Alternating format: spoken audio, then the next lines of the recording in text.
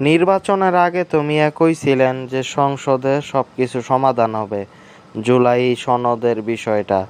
এখন চলেন সংসদে গিয়ে আমরা জুলাই সনদের বিষয়টা সমাধান করি, নাইলে তো সমস্যা, সংবিধান সংস্কার করতে হবে তো। শোনেন, সংবিধান অনেক বড় বিষয়, রাষ্ট্র আবেগ দিয়ে চলে না, বুঝছেন?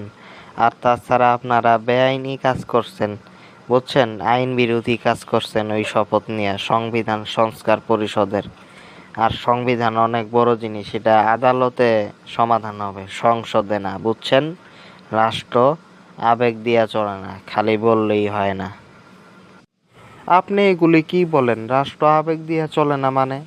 রাষ্ট্র আবেগ এবং বিবেক দুইটা দিয়েই চলে, বুঝছেন? কারণ রাষ্ট্র তো আর হাত পা নাই, সে তো আর একা চলে না, তাকে চালাইতে হয়। তাকে চালাই আমরা, আপনি। তো আমার আর আপনার উভয়েরই আবেগ এবং বিবেক দুইটাই আছে, এই জন্য রাষ্ট্র অবশ্যই আবেগেও চলে। আর তাছাড়া এতগুলি ছাত্র আবেগে রক্ত দিল জুলাই আন্দোলনের সময়, তাহলে এই আবেগটাকে মূল্যায়ন করলে সমস্যা কোথায় আপনাদের? এই মূল্যায়ন অবশ্যই করা দরকার, বেইমানি করার কোনো প্রয়োজন নাই।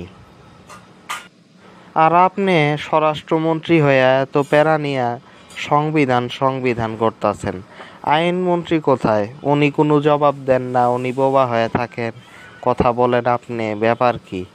আপনি সব সময় সংবিধান সংবিধান করেন। সংবিধান অনুযায়ী তো 29 সালে নির্বাচন হওয়ার কথা। না না না, আপনি এটা ভুল বলছেন।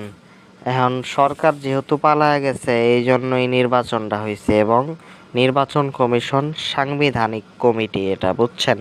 এটা সাংবিধানিক কমিটি, এটা ঠিকই আছে। কাদের জন্য পালায়া গেছে, কেন পালায়া গেছে, সেটাই তো আপনার বুঝতে হবে। সেখানেই তো আছে আবেগের জায়গা। ছাত্ররা বিবেক এবং আবেগ এবং সাহস তিনটার সমন্বয়ে তারা এই আন্দোলন গড়ে তোলার কারণেই ফ্যাসিবাদীরা পালিয়ে গেছে, তাই এই নির্বাচনটা হয়েছে।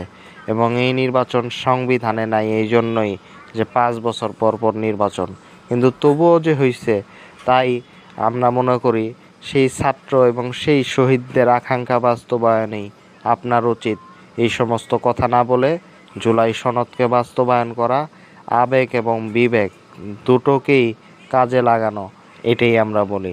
রাষ্ট্র আবেগ এবং বিবেক দুটো দিয়েই চলে।